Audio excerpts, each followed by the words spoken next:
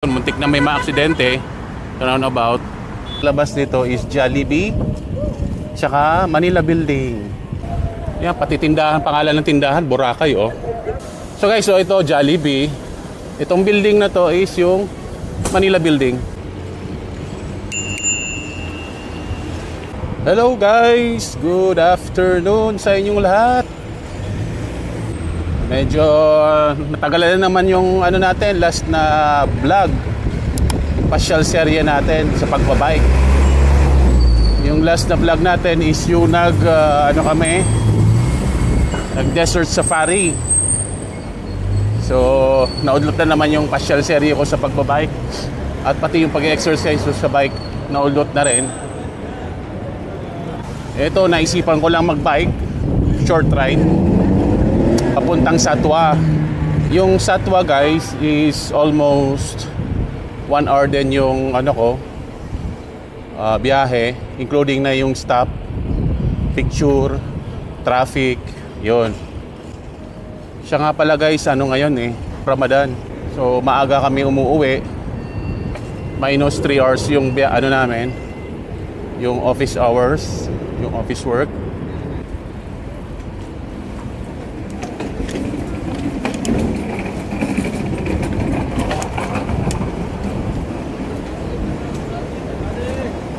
So time check guys, na magsi 6 o'clock na. So nagpe-prepare na yung mga restaurants para sa iftar, at yung ibang mga magdadasal pumupunta na ng mosque.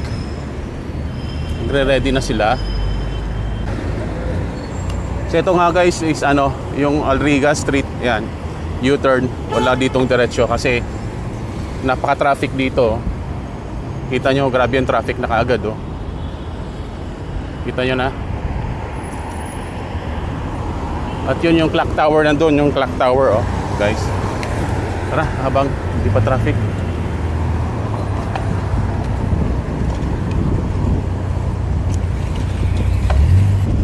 So maraming tao nasa labas kasi magbe-break na sila ng fast.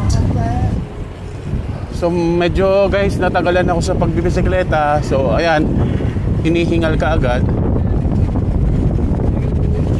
Naisipan ko lang magbike para magpapawis. So naisip ko pumunta ng Satwa, which is pinaka malapit na tambayan, pasyalan. So kung anong meron doon, ipapakita ko sa inyo kung ano yung nandun sa Satwa.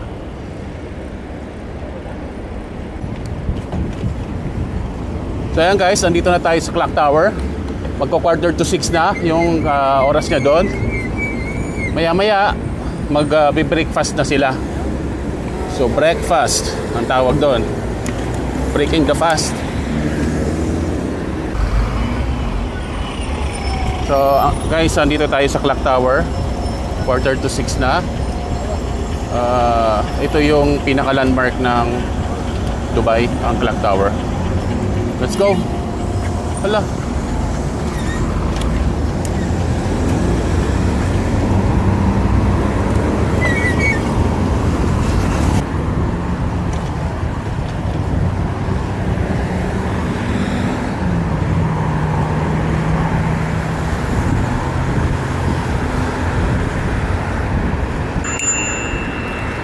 Ang ganda ng mga bulaklak pa ngayon na patapos na yung winter, oh.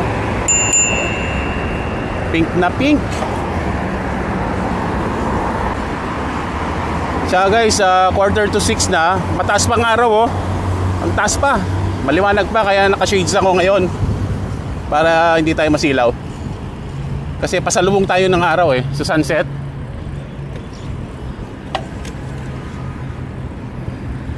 Ang daming pawi ngayon, mga gusto makahabol ng iftar nila.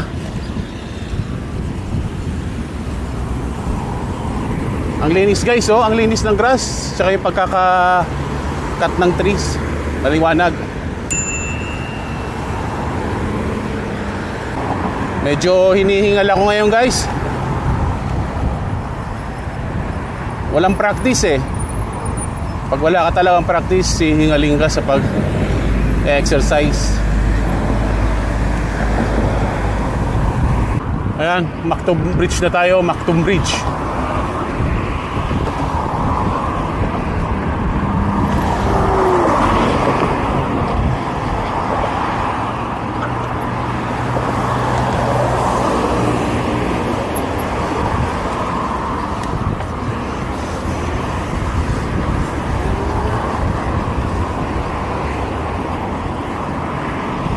Ang weather ngayon guys, medyo malamig at mataas pa ang araw. Di pa ako masyado pinapawisan. Yung hangin na sumasalubong sa akin malamig eh. Pero okay lang. Di pa kasi tapos yung winter eh. Pero malapit na rin matapos. Yan guys, so mataas pa araw oh. So diretso lang ako doon. Diretso lang yon.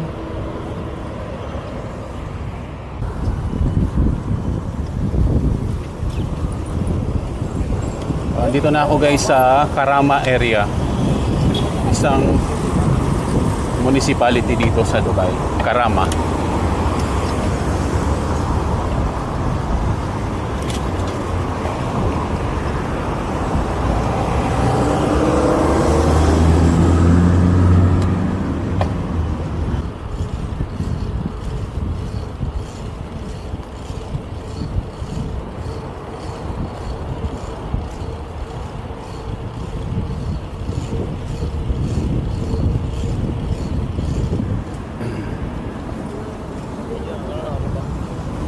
Ito guys, nasa Karama pa rin ako, pero nasa loob na siya. Ang Karama ay isang residential area at commercial area. Maraming establishments din dito. Ang karamihan naman ay restaurant,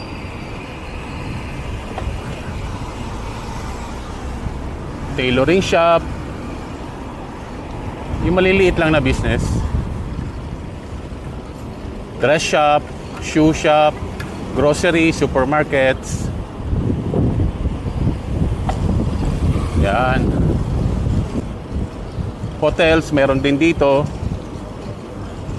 So ayan guys, kung makikita nyo sa baba, may cycling path. Ayan. Tsaka scooter path. So, depende na lang sa mga nagbibisikleta kung susundin nila. So from Clock Tower papunta dito sa Karama area, umabot ako ng 15 minutes. Kasama na yung paghihintay sa traffic light. So ito, paglabas natin dito guys, ito na yung Sheikh Zayed Road. So ito na yung Sheikh Zayed.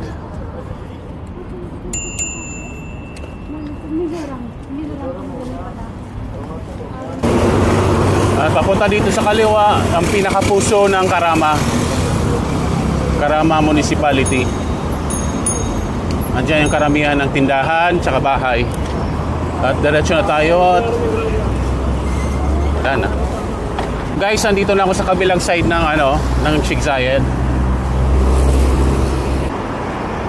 So ito, isang metro station. Ito yung Karama Station na tinatawag nila. Pero pinangalan to sa isang bangko, ADCB Bank Metro Station, Abu Dhabi Commercial Bank Metro Station. Ayan. So ditong area guys, residential na to. Itong area na to, mostly residential. So malalaking villas, apartment konti lang, pero majority is villa. Ayan, malalaki. Tingnan mo, parang lang museum, palasyo.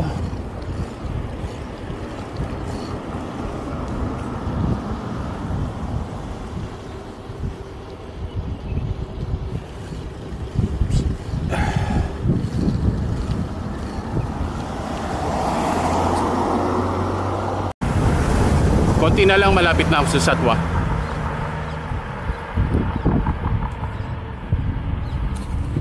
So mataas pa rin yung... Ay, ba't ko ba nakaharap sa akin?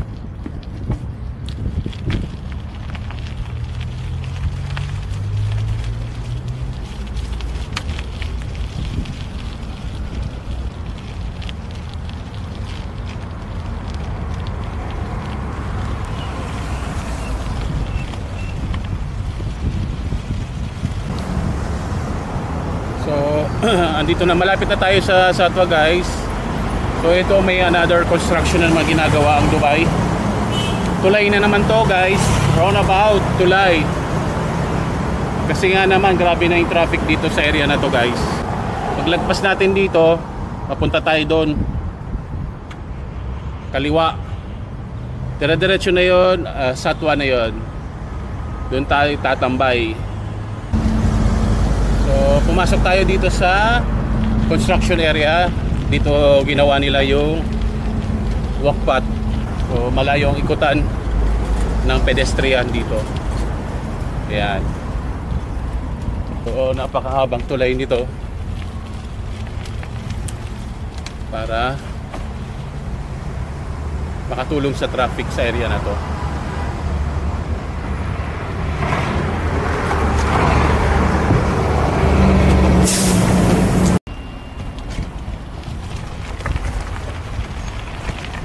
Para ka na rin nag-trekking dito sa ginawa nilang walkpath.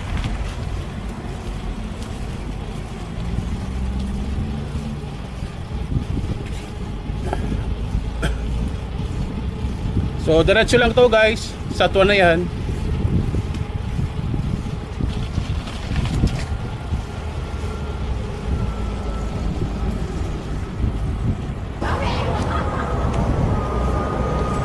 So ayan guys, nasa bukana tayo ng Satwa. Papasok na tayo ng Satwa, Municipality of Satwa. Tamang-tama naman, nag-ano na sila, nagsimula na magdasal. So pwede nang kumain, ano na sila, iftar na, kumbaga, nagfa-fasting, breakfasting na sila. So ito na yung ano, malapit na tayo sa pinakasikat na roundabout nila, yung Satwa roundabout. Ito yung roundabout nila.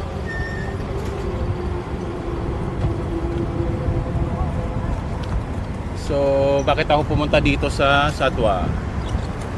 Pumunta ako dito para mamasyal at kumain ng shawarma at magtsaa. Kasi ang Satwa is baluarte ng mga kabayan. Dito ang karamihan ng kabayan nakatira. Ayan. So ayan ang roundabout ng Satwa. So karamihan nakatira dito ay mga kabayan. At medyo mura dito compared doon sa labas, doon sa mga malapit sa Sheikh Zayed, malapit sa metro station. Medyo mahal doon yung bahay kumpara dito sa loob ng Satwa. So mamaya punta tayo doon, ikot-ikot tayo doon. So maraming ano rin dito, tindahan ng bisikleta. So usually dito kami bumibili ng spare parts, mga kung anong anik-anik ng bisikleta. So baka madaanan natin pagkatapos kumain or before kumain tayo. So ayun, muntik na may maaksidente sa roundabout. Hirap dito kasi yung ibang mga driver walang disiplina, hindi marunong tumawid sa roundabout ng tama, muntik na magkabanggaan. So let's go, hanap tayo ng makakainan. Pero meron ako ditong kinakainan, pero ikot-ikot muna ako kung may mahanap ako mas masarap. Pero masarap na yung tindahan na kinakainan ko ha. So guys, usually dito ako kumakain sa restaurant na to ng shawarma. Dito rin kasi ang tambayan ng mga siklista. Almusal, tsaka hapunan.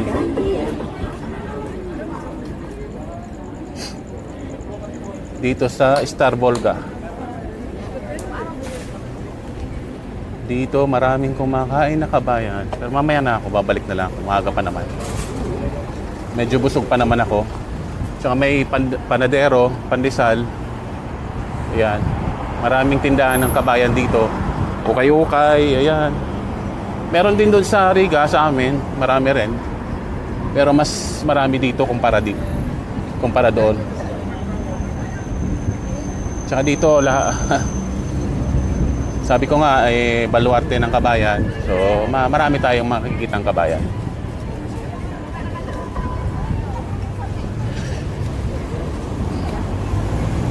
So, Dito tayo tumawid.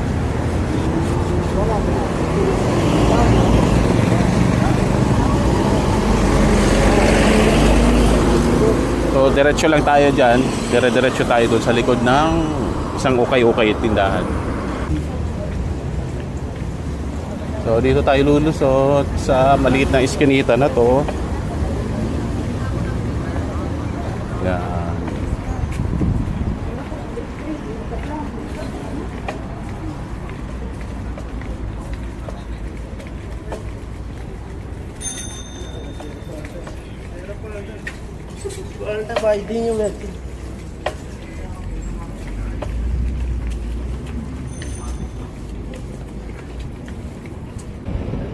Dito muna tayo sa gitna.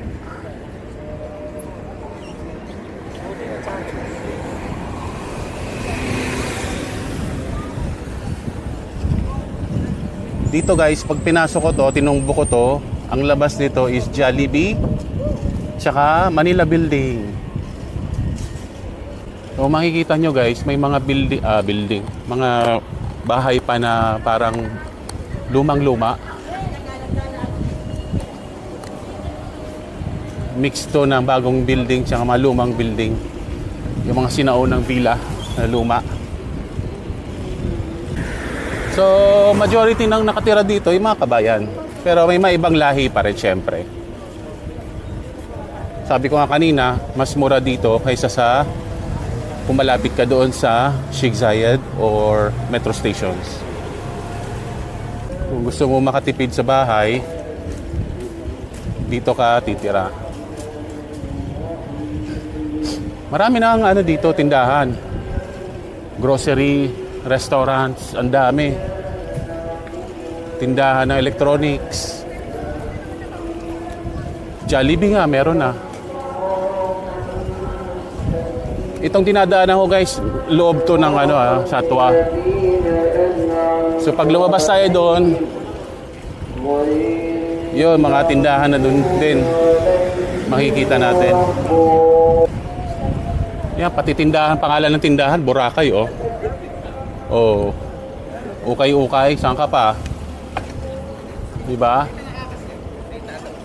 Kahit yung mga ibang lahi nagtitinda dito, guys, marunong na magtagalog. Siyempre ba naman, sa dami ng mga kabayan dito, natuturuan na sila magtagalog. As in, meron na dito mga fluent. Mabibigla ka lang, halimbawa, first time mo dito. Tapos bigla kang tanungin sa Tagalog. Siyempre, sino ba naman hindi ma-surprise? Tatagalog sa'yo. Kaya hindi mo maluloko iba dito na ibang lahi. Kaya ingat lang guys, magsalita ng Tagalog. Huwag yung masasakit kasi baka maintindihan nila, nakakaya naman. Or baka ma-offend. So guys, so ito Jollibee. Itong building na to is yung Manila Building. Ayan. Tsaka palibot dito pala yung mga tindahan ng bisikleta. Tsaka spare parts ng bisikleta. Ayan. So ito na ang isa sa pinaka-busy street ng Satwa. Ito Manila Building, kung nakikita nyo. I-zoom ko, baka ma-zoom. Alright, ito yung Manila Building. Jollibee, maliit lang, hindi mo ganun kalaki. Tsaka may mga ukay-ukay sa baba. Padalahan, exchange center. Tsaka ito, paikot, tindahan. Ayan, tindahan. Ayan. So, lakad-lakad lang ako dito mamaya. Paikot-ikot. Mamaya maghanap ako ng pagkain. Makakainan. Sarap sana uminom ng sabaw eh. Kaya lang, dadayit ako eh. Joke. Tsaka guys, dito kikita nyo. Ayan yung mga building. Sabagay, sa amin rin, yung mga sinampay, nakaganyan din eh. Pero, pang-decorate na yan sa mga building dito eh. Ayun, yung isang veranda o ginawang kwarto yata, yun, no? Talagang tinipid meals yung bahay na to. So marami ring public bus dito. At saka doon guys sa dulo, bus station yun, malaking bus station yun. So okay din dito tumira kung hindi ka lang maselan.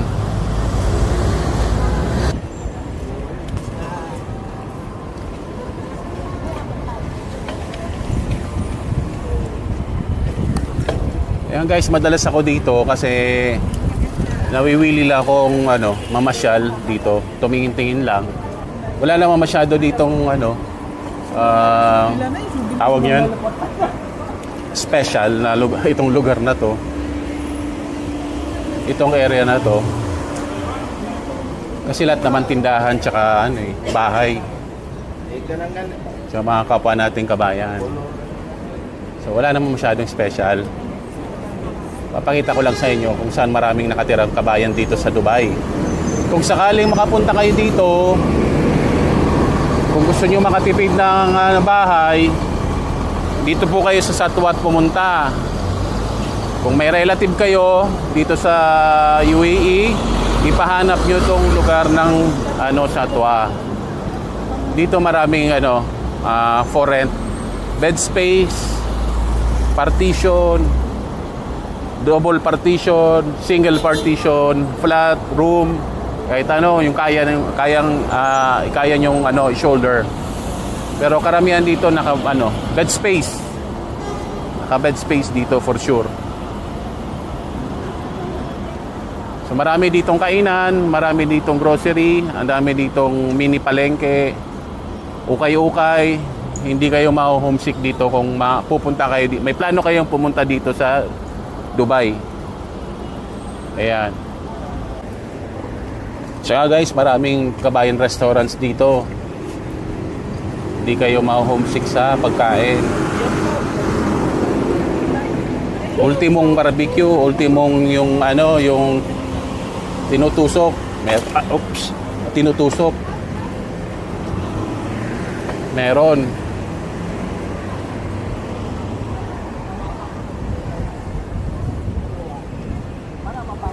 Etok neneng, itlog, ano pa ba, barbecue, tawag yan. Ayun, may Pinoy gutohan. Ano kaya kumain ako doon? Ayan guys, toilet. Hindi yan toilet ha, toilet. For rent, kumbaga. Kabayan only, room and bed space. Ayan. Ganyan. Tsaka yun, may kabayan restaurant, jeepney, Indian restaurant. Ayun, parang pa yun, Filipino restaurant pa yun, kabayan restaurant. Hanggang doon sa dulo, ayan, doon. Ukay-ukay doon. So, isa lang to sa area ng Satwa na maraming kainan for kabayans. Mapapansin nyo guys yung buildings na yon, Sheikh Zayed na yan. Ayan. Yung matataas na building ng Sheikh Zayed. Ayan. Naipakita ko na rin yan nung kami Dubai Run tsaka Dubai Bike. Yan, napakita ko na yan guys. Yan. Restaurant pa. Hindi kayo magugutom dito guys. Ayan, may tindahan ng bisikleta. Isa. Doon meron pa doon. Yan.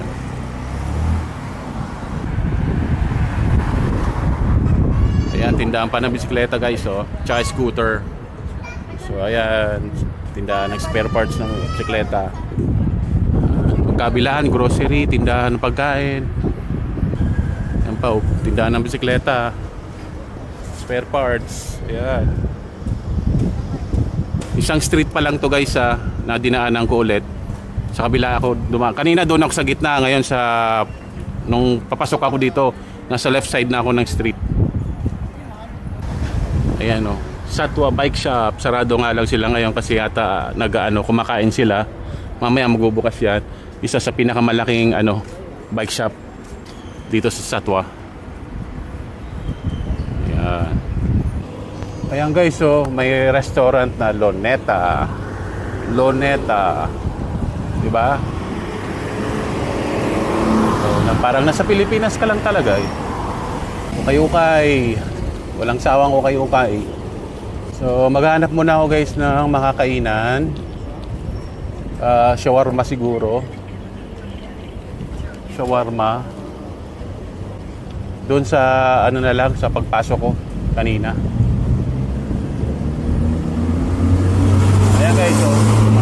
pa ng bisikleta, marami. So hindi ko pa naikot masyado yung Satwa area. Sample lang yon. Sample lang yon, tsaka gusto ko i-share. Kasi kung halimbawa sino man makapanood nitong vlog ko na may balak pumunta ng Dubai, at least may idea kayo kung saan kayo pupunta, saan kayo titira pala.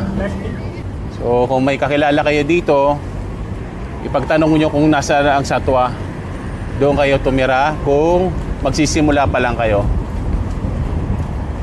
dito sa Dubai. Sarap mag KFC. So anyway guys, dito ko natatapusin ang aking vlog. Kakain muna ako. Salamat sa pagsama sa akin. Salamat sa pagtsatsaga ng panonood kung nakaabot ka sa ending.